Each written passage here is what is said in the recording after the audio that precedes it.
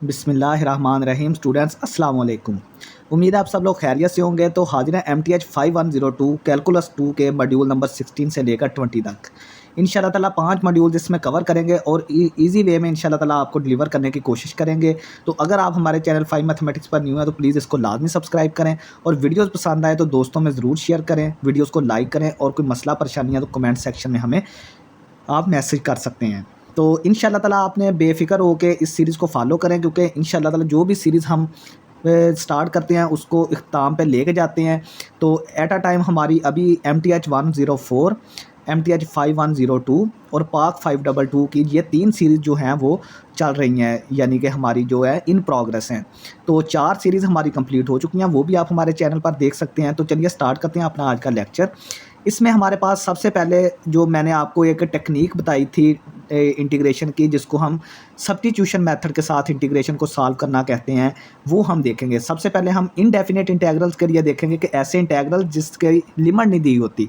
ठीक है, पहले हम जो इंटेग्रल्स पढ़ रहे थे उनकी लोअर लिमिट और अपर लिमिट हमें दी हुई होती थी, उनको हम डेफिनेट इंटेग्रल्स बोलते हैं, और जिनकी लिमिट्स नहीं दी गई होती उनको हम इनडेफिनेट इंटेग्रल बोलते हैं। तो यहाँ पे जो हम क्वेश्चंस हैं वो इनडेफिनेट इंटेग्रल के पहले सॉल्व करेंगे, फिर हम देखेंगे कि डेफिनेट इंटेग्रल्स की सब्स्टिट्यूशन मेथड के साथ हम जो इंटीग्रेशन है वो कैसे करते हैं।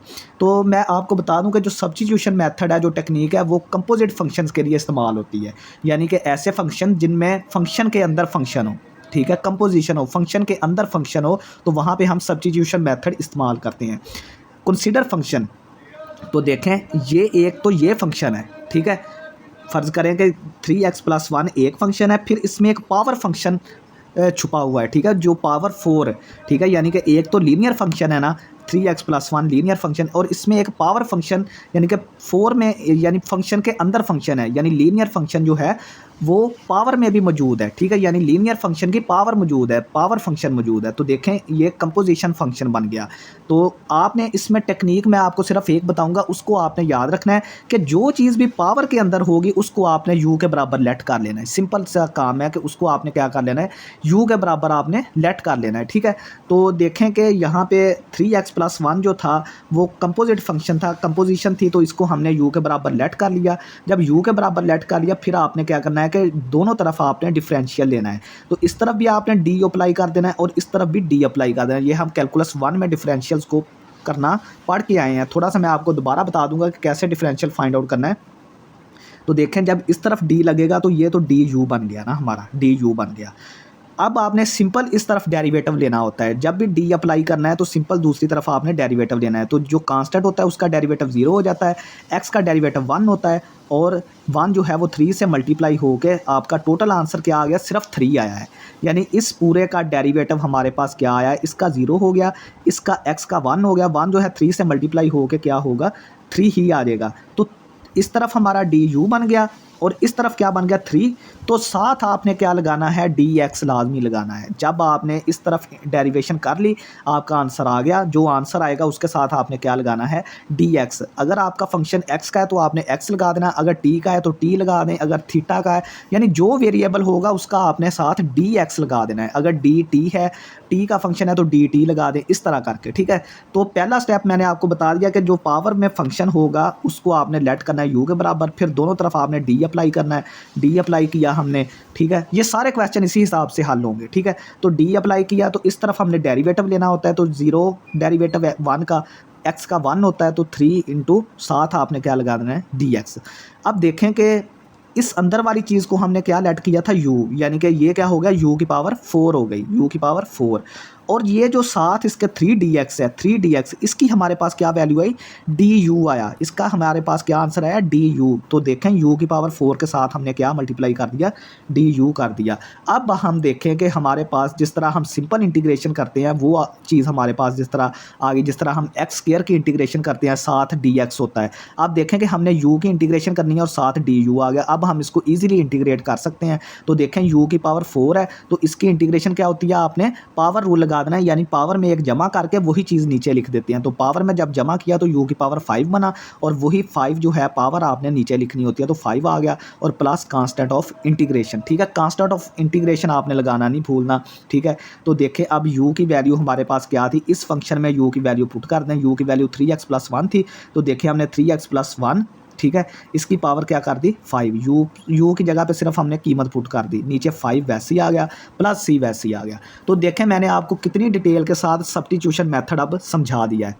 सिंपल आपने क्या करना है, हम अगली एग्जांपल में मज़ीद इसको क्लैरिफाई करेंगे, मज़ीद आपको समझ आ जाएगी। तो चलिए देखते हैं कि सबसे पहले ये हमारे पास, इसको भी हमने सब्स्टिट्यूशन मेथड से सॉल्व करना है। तो देखें हमारे पास जो पावर के अंदर चीज़ है, पावर अब क्या है यहाँ पे, पावर यानी कि जो चीज़ स्क्वायर रूट के अंदर है। आपको पता है स्क्वायर रूट की पावर क्या होती है, स्क्वायर रूट की पावर होती है 1/2। जब आप स्क्वायर रूट को ख़त्म करते हैं तो उसकी जगह पे आप पावर लगाते हैं 1/2। तो इसका मतलब है जो चीज़ स्क्वायर रूट के नीचे है वो भी पावर में है, उसकी पावर क्या बनती है, स्क्वायर रूट की 1/2 बनती है। तो देखें ये चीज़ पावर में है, तो पावर वाली चीज़ को, पावर के तो अंदर चीज़ है उसको आपने u के बराबर लेट कर दिया, यानी u को हमने x² + 4 लेट किया। दोनों तरफ d अप्लाई करें तो इस तरफ du बन गया, +4 का डेरिवेटिव तो 0 हो गया। इस पे आप पावर रूल लगाएं, पावर शुरू में आ गई 2x, साथ क्या लगाना है आपने dx लाजमी लगाना है, क्योंकि x का फंक्शन है तो साथ क्या आ जाएगा dx। अब अगर आप थोड़ा सा गौर करें तो ये वाला x किधर गया, ये x को आपने इस dx के साथ मिला लें, x के साथ मिला के ये क्या बन गया x dx, क्या बन गया x dx। लेकिन अगर आप गौर करें तो यहाँ पे हमारे पास क्या है 2 है, तो देखें हमने यहाँ पे पूरा du बनाना है, यानी ऐसी यहाँ पे सिचुएशन बनानी है कि ये वाली वैल्यू हमारी यहाँ पे पूरी की पूरी बन जाए। हमारे पास 2 मिस है, तो आप क्या करें 2 से डिवाइड कर दें और 2 से मल्टीप्लाई कर दें। तो देखें जब हम x dx को 2 से मल्टीप्लाई करेंगे तो यहाँ पे क्या बन जाएगा 2x dx। अब देखें कि हम 2x dx की जगह पे du जो है ना वो पुट कर सकते हैं। देखें इस चीज़ को हमने लेट कर लिया था u के बराबर, और x dx पीछे हमारा लेट करने वाला बच गया था, और x dx हमारे पास यहाँ पे साथ इसके 2 मौजूद था, तो 2 हमने x dx के साथ बनाना था, तो 2 हमने यहाँ पे मल्टीप्लाई भी कर दिया और डिवाइड भी बाहर कर दिया। तो देखें अब ये 2x dx, इसकी जगह पे हम क्या लिख सकते हैं du लिख सकते हैं, क्योंकि देखें2x dx की वैल्यू du। तो देखें मैंने यहाँ पे x² + 4 की जगह पे u रखा, और इसका स्क्वायर रूट है तो साथ स्क्वायर रूट आ गया, साथ मैंने इसकी जगह पे क्या लिख दिया du। ये 1/2 कांस्टेंट है, ये वैसे ही चलता जाएगा। अब 1/2 वैसे ही रह गया, u की पावर स्क्वायर रूट है तो 1/2 बनेगी, स्क्वायर रूट खत्म करेगा तो 1/2, ये du साथ वैसे ही आ गया। अब देखेंगे ये 1/2 वैसे ही आ गया। अब u की पावर 1/2 है तो इसके पावर रूल इंटीग्रेशन का लगाएं कि वो क्या कहता है कि पावर में एक जमा कर दें और वही आंसर में लिख दें। जब 1/2 में आप 1 जमा करेंगे तो वो 3/2 बनेगा। ये आप करके देख सकते हैं 1/2, ये एलसीएम इसका 2 आ जाएगा, 2 + 1 3/2। तो देखें मैंने u की पावर कितनी लिख दी 3/2, और वही चीज़ पावर जो है मैंने 3/2 नीचे लिख दी। अब ये 3/2 ऊपर जाके 2/3 बनेगा, 2 से कट गया तो आंसर हमारा 1/3 यहाँ पे बचा, 1/3 आ गया। तो u की पावर 3/2, u की वैल्यू दोबारा पुट कर दे जो हमने लेट की थी, वो आ गया ऊपर 3/2 प्लस कांस्टेंट ऑफ इंटीग्रेशन। तो देखें हमने एक और जो है वो सब्स्टिट्यूशन मेथड से क्वेश्चन सॉल्व कर दिया। तो सिंपल आपने क्या करना है कि यहाँ पे जो du की वैल्यू यहाँ पे बनती है ना, वो आपने इस तरह से मैनेज करनी है कि वही आप du जो है वो यहाँ पे आप पुट कर सकें। लेकिन देखें जो चीज़ यहाँ पे मिस होगी वो फिर आपको बनानी पड़ेगी। जिस तरह यहाँ पे 2 था, यहाँ पे 2 नहीं था x dx के साथ, तो मैंने क्या किया 1/2 से डिवाइड किया और 2 से ही मल्टीप्लाई कर दिया। तो ये देखिए अब 2x dx बन गया, इसकी जगह पे हम du लिख सकते हैं। नेक्स्ट हम बात करते हैं, एक और एग्जाम्पल है कि देखें अब यहाँ पे अंडर रूट के नीचे है तो इसको ही हम लेट करेंगे। जो चीज़ पावर में होगी या अंडर रूट के नीचे होगी उसको हम लेट कर लेंगे u के बराबर। तो t² + 9 u के बराबर, दोनों तरफ d अप्लाई करें, d अप्लाई किया तो इस तरफ du बन गया। ये जो है +9 की डेरिवेशन 0 होती है, डेरिवेटिव लेना है दोबारा जिस तरह मैंने पहले क्वेश्चन में बताया। तो +9 का 0 हो गया डेरिवेटिव, इस पर पावर रूल लगाए तो पावर शुरू में आ गई 2t बन गया, तो पावर में से एक कम कर दिया तो 1 आ गया, तो 2t ही आ गया आंसर। तो 2t आ गया। अब फंक्शन t का है तो साथ हमने क्या लगाना है dt लगाना है, ठीक है सॉरी। अब अगर आप ऊपर गौर करें तो आपके पास सिर्फ क्या है t dt, ऊपर क्या है t dt, लेकिन du के साथ क्या आ गया हमारे पास 2 आ गया, तो इसका मतलब ये है कि हम डी यू को वहाँ पे उसी वक्त पुट कर सकते हैं जब टी डी टी के साथ भी 2 होगा। तो आप वही वाली टेक्निक पीछे वाली लगाएं, 1/2 से मल्टीप्लाई कर दें और 2 से ऊपर कर दें मल्टीप्लाई। 1 ओवर यानी कि 2 से डिवाइड कर दिया और 2 से मल्टीप्लाई कर दिया, तो देखें ये 1/2 आ गया। ऊपर क्या बन गया, टी डी टी तो पहले ही मौजूद थे, टी डी टी 2 हमने खुद बनाया तो 2 डी टी आ गया। अब 2 टी डी टी की जगह पे डी यू हम रख सकते हैं, तो देखें हमने 1/2 वैसे ही आ गया। ऊपर हमने 2 डी टी की जगह पे डी यू रखा, नीचे टी स्क्र प्लस 9 का स्क्र रूट था तो यू इसको लेट किया था, यू रख दिया, तो 1/2 वैसे ही आ गया। अब यू को ऊपर लेके जाएं तो यू की पावर -1/2, नीचे पावर +1/2 थी, तो जब ऊपर लेके जाते हैं तो माइनस हो जाती है पावर, ये साथ डी यू वैसे ही आ गया, ये वाला डी यू। ठीक है, अब आपने क्या करना है, इस पर रूल ऑफ इंटीग्रेशन लगाना है, पावर रूल +1 कर दें और वही चीज़ नीचे लिख दें। तो -1/2 में जब +1 करेंगे तो ये 1/2 ये वाला वैसे ही आ गया, और यू की पावर 1/2 1 - 1/2 करेंगे तो आपके पास 1/2 ही आएगा। ठीक है, ये करके देख लीजिएगा। तो यू की पावर फिर यहाँ पे क्या होगी, 1/2 आ जाएगी, क्योंकि हमने +1 किया तो 1/2 आ गया, और वही चीज़ वही पावर हमने नीचे लिखनी होती है, तो नीचे भी 1/2 लिख दिया। अब 1/2 को ऊपर लेके जाएंगे तो ये 2 हो जाएगा। ठीक है, तो 2 से कट गया, ऊपर सिर्फ हमारा u की पावर 1/2। अब u की वैल्यू यहाँ पे पुट करें, t² + 9 + c constant of integration आ गया। नेक्स्ट हमारे पास देखें, मैं कितनी डिटेल के साथ आपको हर क्वेश्चन करवा रहा हूँ। हर क्वेश्चन की टेक्निक वही है, मैं आपको ये भी बोल सकता हूँ कि आप ये कर लें, खुद कर लें, ये वो, लेकिन ऐसी चीज़ नहीं है। अब देखेंगे हमारे पास evaluate integration of sine T cos 5 की power t D t by substitution. तो मैंने आपको बताया था कि जिस चीज़ की पावर हो उसको आपने लेट कर लेना है। तो पावर किस चीज़ की है, cos टी की, cos टी की पावर है 5, तो cos टी को आपने u के बराबर लेट कर लेना है। जब आपने इसका दोनों तरफ d लिया डेरिवेटिव, तो इस तरफ डी यू बन गया, तो cos टी का डेरिवेटिव होता है minus sine T, cos T का डेरिवेटिव क्या होता है, माइनस साइन टी होता है। तो आपने क्या करना है, टी का फंक्शन है तो साथ डी टी लगा दें। ठीक है, अब देखेंगे ऊपर हमारे पास साइन टी डी टी बन गया, लेकिन यहाँ पे माइनस आ रहा है, हमें यहाँ पे माइनस की ज़रूरत है। अगर माइनस होगा तो हम उसको डी यू लिख सकेंगे। ठीक है, हमने इसको देखना है। देखें ऊपर साइन टी डी टी तो मौजूद है, लेकिन यहाँ पे डी यू की जो कीमत हमने रिप्लेस करनी है उसके साथ माइनस है। तो देखें माइनस को बनाने के लिए माइनस से बाहर ज़रब दे दें, माइनस से ऊपर ज़रब दे दें, तो माइनस माइनस प्लस आपको अगेन वही मिल जाएगा। तो देखें minus sine T D T की जगह पे हमने डी यू लिख दिया, ये वाला माइनस वैसे ही आ गया। कॉस टी की जगह पे हमने यू पुट किया था, u को हमने u की पावर 5 बन गया। तो अब देखें ये माइनस वैसे ही आ गया, u की पावर 5 ऊपर गई तो u की पावर -5 बन गया। ये डी यू साथ वैसे ही आ गया, ये वाला माइनस वैसे ही आ गया। अब u की पावर में से +1 करें, +1 किया तो ये -4 बन गया। अब वही पावर नीचे लिख दें, तो -4 आपने नीचे लिख दिया। ठीक है, अच्छा अब आपने क्या करना है, ये माइनस माइनस प्लस हो गया तो 1/4 को अलहदा कर दें। कॉस की पावर जो है, अब u की जगह पे cos t पुट कर दें, तो cos t की जगह पे हमने u की जगह पे cos t पुट किया तो इसकी पावर -4 थी, तो -4 हमने लगा दी। अब नीचे लेके जाएंगे इस पूरी टर्म को, तो ये इसकी पावर पॉजिटिव हो जाएगी। ठीक है, तो हमने नीचे ले जाके उसको +4 कर दिया पावर में, तो +c कांस्टेंट ऑफ इंटीग्रेशन आ गया।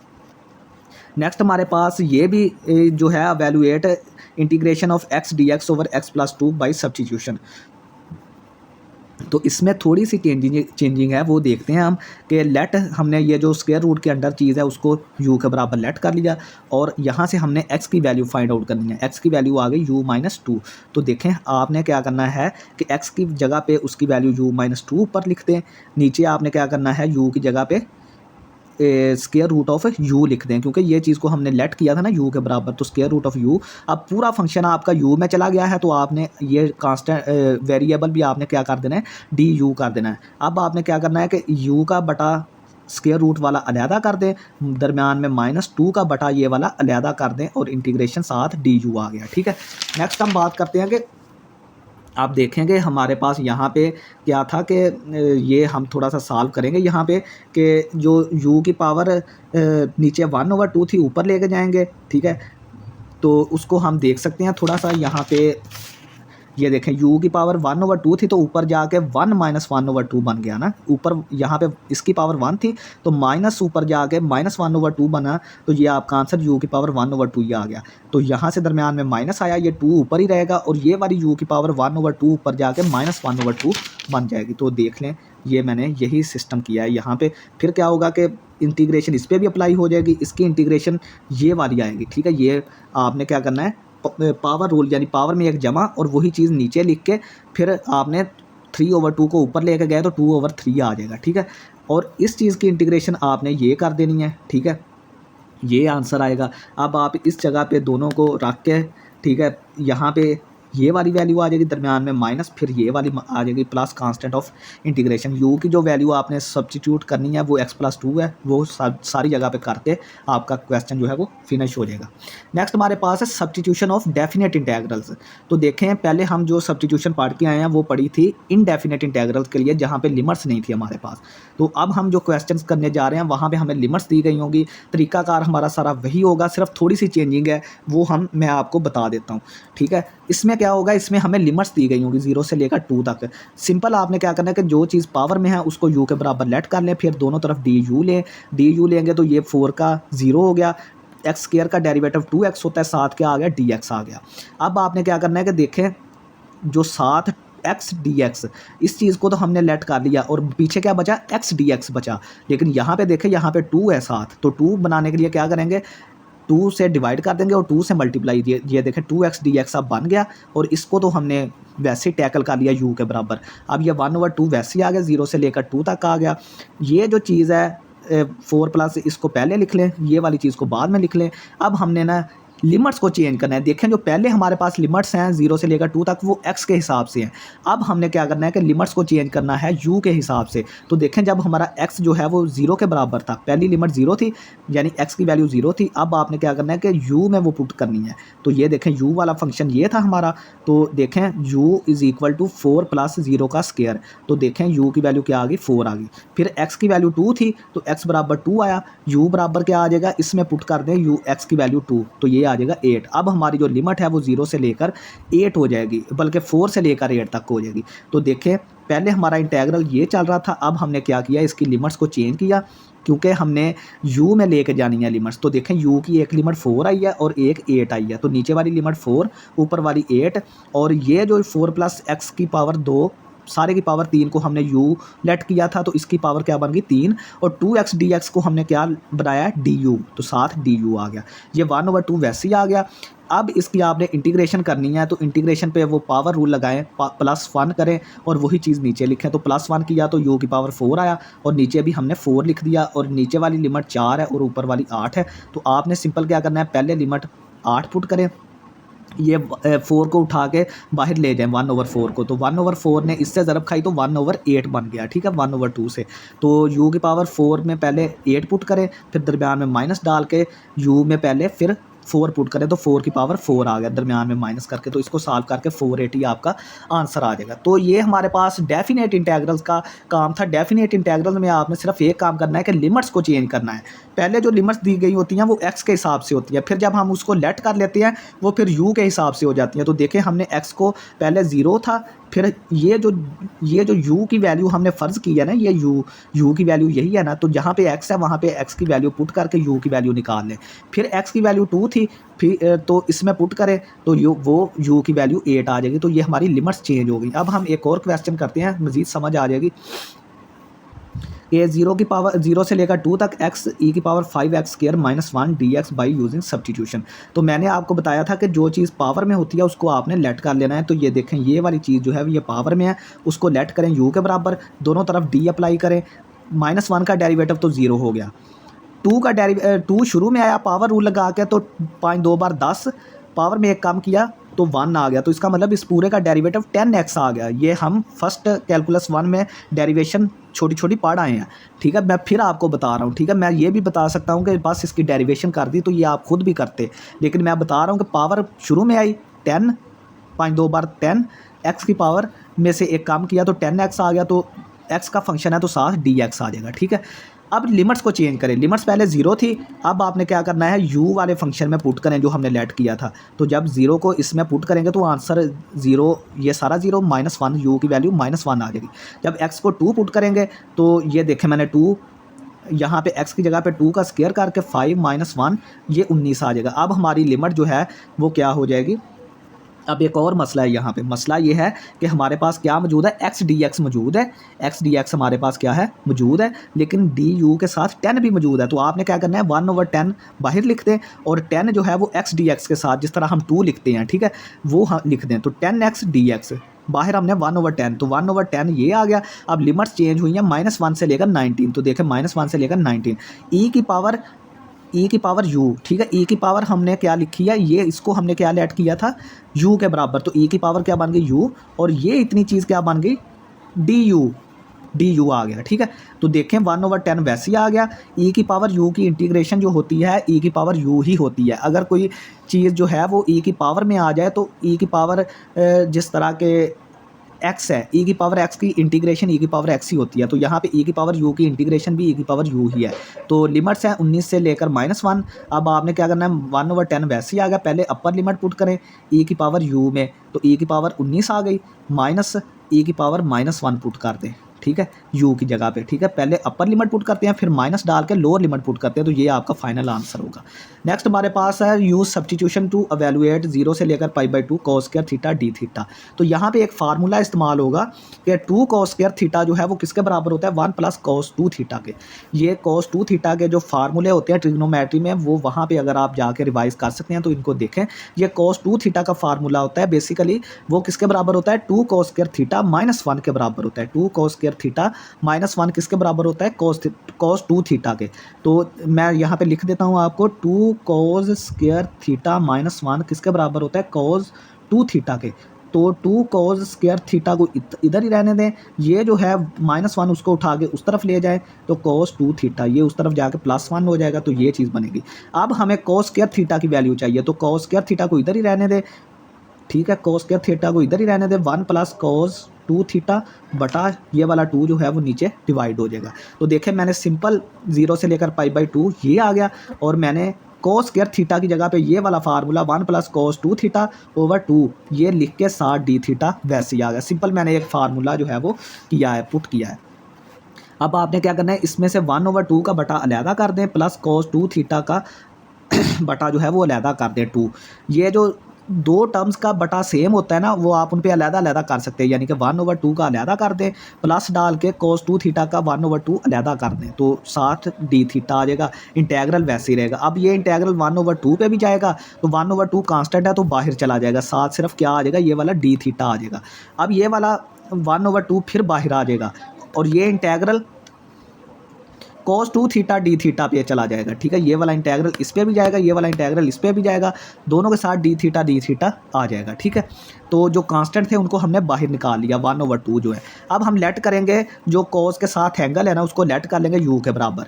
तो देखें यहाँ से दोनों तरफ d अप्लाई किया, तो डी यू किसके बराबर आ गया, थीटा की डेरिवेशन होती है 1, तो 2 आ गया, 2 × 1 2, तो साथ थीटा का फंक्शन है तो डी थीटा लगाना है। अब डी एक्स या डी टी नहीं लगाना, डी थीटा लगाना है, क्योंकि थीटा का फंक्शन है यहाँ पर, ठीक है। तो देखें डी यू की वैल्यू हमारे पास क्या आ गई 2 डी थीटा। अब ये जो है ये तो इजीली हम कैलकुलेट कर लेंगे, ठीक है। अब हम लिमिट्स को चेंज करते हैं, ये वाला जो है इसको कुछ करने की ज़रूरत नहीं है, ये वैसे ही सॉल्व हो जाएगा। लेकिन ये जो है इसको हमने लेट किया है, इसकी लिमिट्स चेंज करनी पड़ेंगी, ठीक है।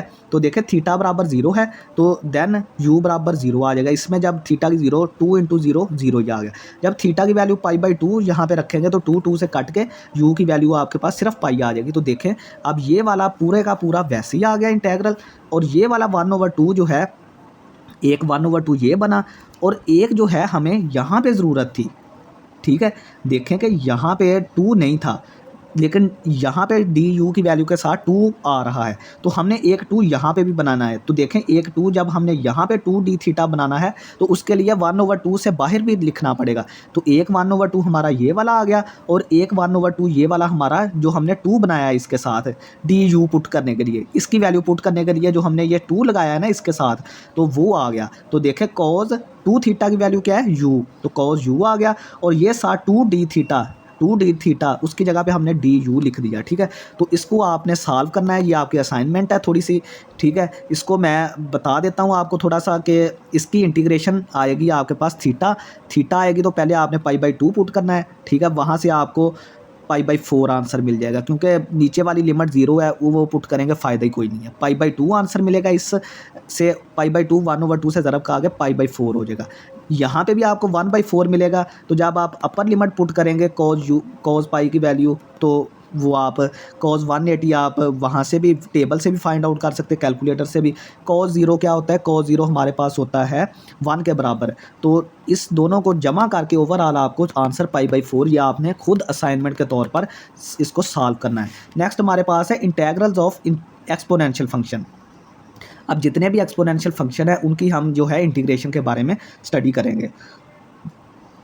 These function used in real world modelling as population growth. Exponential function इस्तेमाल कहाँ पे होते हैं?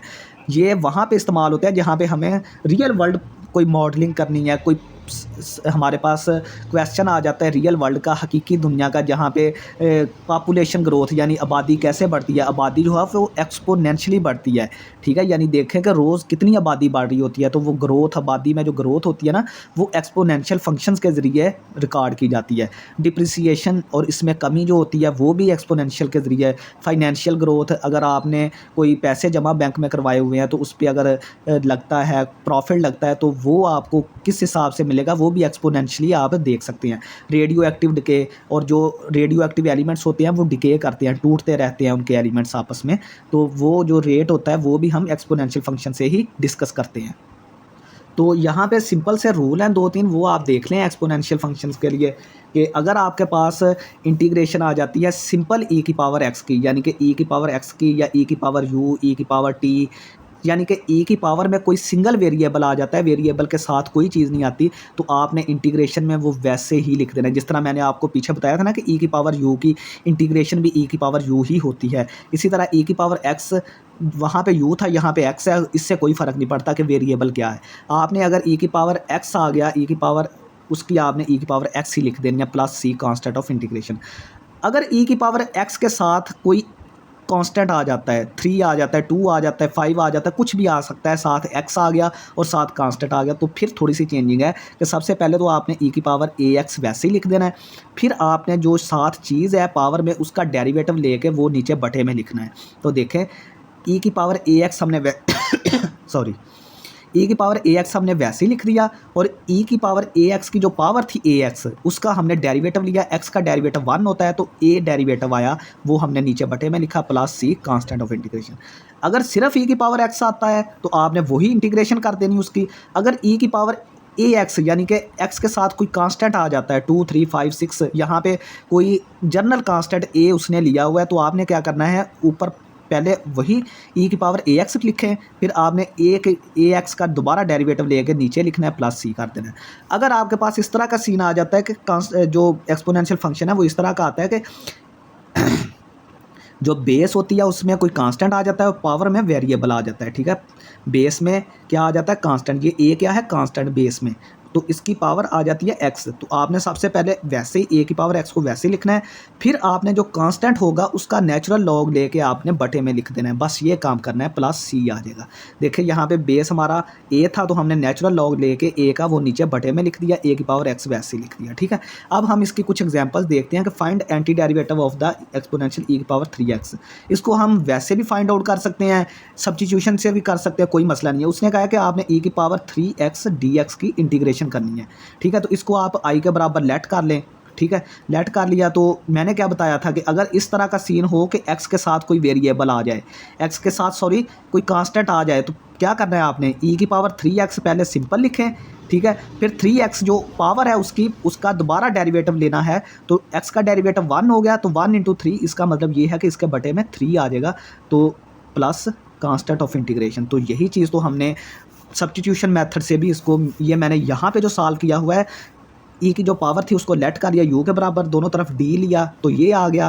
तो सब्स्टिट्यूशन से भी वही आंसर 1/3 e की पावर 3x प्लस c वही आया, और यहाँ से हमने जो फार्मूले की मदद से किया है वो भी आंसर सेम आ गया।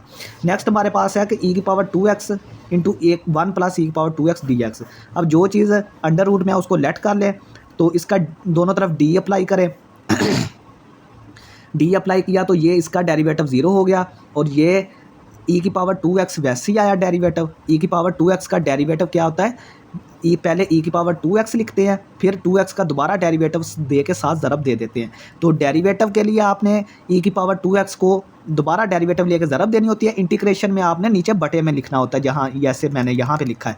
तो देखें ई की पावर 2x वैसे ही आया इसका डेरिवेटिव, और साथ 2x का डेरिवेटिव 2 मैंने ज़रब दे दी और साथ dx लग गया। अब आपने क्या करना है कि यहाँ पे हमें ई की पावर 2x dx मौजूद है, लेकिन साथ 2 यहाँ पे du के साथ 2 आ रहा है, तो इसका मतलब यहाँ पे क्वेश्चन में हमारे पास 2 की कमी है। तो 2 से आप मल्टीप्लाई भी कर दें, डिवाइड भी कर दें, ठीक है। ये चीज़ को हमने u का स्क्वायर रूट, u का स्क्वायर रूट u की पावर 1/2 के बराबर, और इस पूरी चीज़ को du आया तो du आ गया। सिंपल आप इसकी इंटीग्रेशन करें, पावर में प्लस कर दें 1 और वही चीज़ नीचे लिखें। तो लास्ट पे आपने जो है उसकी जो लेट की थी वो u की जगह पे रिप्लेस कर दें। नेक्स्ट हमारे पास e की पावर 2 - 3x है। इसको आप एक और तरीके से भी सॉल्व कर सकते हैं कि 0 से लेकर 1 तक e की पावर 2 - 3x। तो इसको आपने क्या करना है कि ये एक एक्सपोनेंशियल का रूल होता है, एक्सपोनेंट्स का, कि अगर किसी नंबर्स की 2 पावर्स हैं, यानी देखें e की पावर 2 इंटू ई की पावर -3x, अगर 2 नंबर्स आपस में मल्टीप्लाई हो रहे हैं और उनकी दोनों की पावर्स हैं, तो आपने क्या करना है कि उनकी मल्टीप्लिकेशन ख़त्म करके उनकी पावर्स को जमा कर देना है। तो देखें, ये देखें 2 नंबर्स थे, उनकी पावर्स आपस में क्या हो रही थी, आपस में दोनों नंबर्स मल्टीप्लाई हो रहे थे, दोनों की पावर्स थी, तो हमने उनको एक पावर में करके जमा कर दिया। तो देखें जब 2 + -3x करेंगे तो आंसर क्या आ जाएगा, 2 - 3x। तो देखें हमने 2 नंबर्स से एक ही नंबर में इसको e की पावर 2 - x कर दिया। अब e की पावर 2 - 3x हमें क्वेश्चन में गिवन है, तो इसकी जगह पे हम ये लिख सकते हैं। जब इसको हम ये लिख सकते हैं तो इसको हम ये भी लिख सकते हैं। तो इसकी जगह पे हमने ये लिखा, तो देखें e की पावर 2, e की पावर -3x, e की पावर 2 कांस्टेंट बाहर निकाल लिया, e की पावर -3x dx इंटीग्रेशन के साथ चला गया, ठीक है। तो इसकी आप वो सिंपल इंटीग्रेशन कर सकते हैं, वो मैंने जो आपको बताई थी कि e की पावर -3x की इंटीग्रेशन पहले वैसे ही लिखें, फिर -3x का डेरिवेटिव -3 आता है, वो आप नीचे लिख लें, ठीक है। फिर लास्ट पे आपने क्या करना है, लास्ट पे आपने ये करना है कि अपर लिमिट पहले पुट करें, ठीक है, फिर लोअर लिमिट पुट कर दें, ठीक है। ये देख लें, ये e की पावर 2 जो है वो साथ वैसे ही चलता जाएगा, e की पावर 2 वैसे ही चलता गया। इसकी अब मैंने ये देखें -1/3 e की पावर -3x, यही सेम इंटीग्रेशन जो मैंने फार्मूले से की है वो देखें यहाँ पे भी हो गई। e की पावर 2 तो साथ वैसे ही चलता जा रहा है क्योंकि हमने बाहर निकाल लिया। फिर आपने -1/3 को भी बाहर निकाल लेना है, ठीक है। वो e की पावर 2 नीचे चला जाएगा, -1/3 नीचे चला जाएगा। पहले अपर लिमिट ये 1 पुट की, फिर 0 लोअर लिमिट माइनस पुट करके की। इसको थोड़ा सा सॉल्व करें तो ये इस तरह का आंसर आपको मिल जाएगा। तो नेक्स्ट आपको डेफिनेट इंटेग्रल है, सब्स्टिट्यूशन मेथड से करना है। तो जो पावर होती है उसको लेट कर लें, तो पावर e की पावर 1/x की, जो 1/x को u के बराबर लेट कर लें। इसका डेरिवेटिव जो होता है वो होता है -1/x²। 1/x का डेरिवेटिव क्या होता है, -1/x², अगर आपने कैलकुलस 1 में पढ़ा होगा। तो इसका मैं थोड़ा सा बता देता हूँ कि 1/x का डेरिवेटिव क्या होता है। x को ऊपर लेके जाएँ तो -1 आ जाएगा, ठीक है, पावर।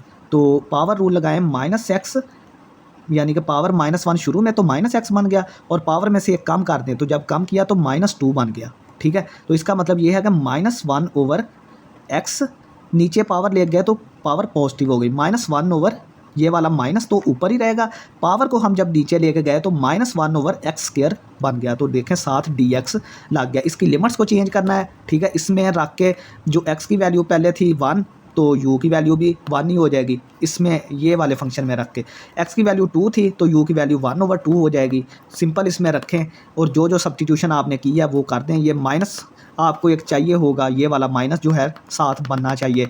तो इसको आपने क्या करना है कि माइनस से मल्टीप्लाई और इधर भी माइनस से कर दें। लिमिट्स को चेंज कर दें 1 से लेकर 1/2। अब लिमिट्स 1 थी और 1/2, 1/1/2, तो ये माइनस माइनस वैसे ही आ गया। e की पावर -1/x जो है इसको हमने -1/x² साथ dx, उसको हमने du लिख दिया, और e की पावर 1/x को हमने क्या लिख दिया, e की पावर u, क्योंकि 1/x को हमने u लेट किया था और du को हमने -1/x² dx लिखा था। इंटीग्रेशन कर दें इसकी सीधी सीधी, कोई e की पावर u की इंटीग्रेशन भी e की पावर u ही होती है। अपर लिमिट पुट कर दें, लोअर लिमिट 1 पुट करें तो ये आंसर आ जाएगा, ठीक है। तो यहाँ पे हमारा लेक्चर आज का एंड होता है। चैनल को लाजमी सब्सक्राइब करें। बहुत शुक्रिया स्टूडेंट्स, अल्लाह हाफिज़। काफ़ी कोशिश की है आपको समझाने की, थोड़ा सा खुद से भी ट्राई करें, क्योंकि मैथमेटिक्स उसी वक्त आता है जब आप खुद ट्राई करेंगे। तो इंशाल्लाह ताला आप ट्राई करेंगे तो आपको मैथमेटिक्स आ जाएगा।